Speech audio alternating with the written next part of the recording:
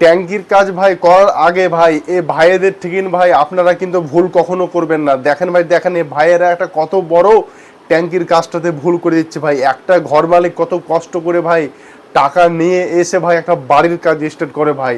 এই কাজটা এভাবে ক্ষতি করে দেওয়া ঠিক হয়নি ভাই। দেখেন ভাই, এই যখনই আপনারা ট্যাঙ্কির কাজ করবেন ভাই, আগে রড বেঁধে নেবেন ভাই, 1 ফুট পর পর কিংবা 2 ফুট পর পর দিয়ে হলেও রড বেঁধে নেবেন। তারপরে ভাই 2 থেকে 3 ইঞ্চি নাহলে 4 ইঞ্চি মোটা করে ঢালাই দিয়ে দেবেন। তারপরে ভাই আপনারা গাঁথনিটা করবেন, তাহলে সবচাইতে বেটার কাজটা হবে।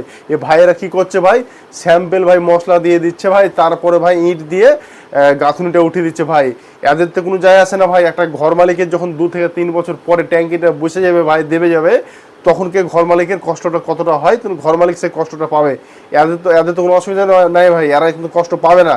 অবশ্যই ট্যাঙ্কি করার আগে ভাই, আগে নিচেটা ভালোভাবে ঢালাই করে নেবেন রড দিয়ে, তারপরে আপনারা ট্যাঙ্কির গাঁথনির কাজ স্টার্ট করাবেন ভাই।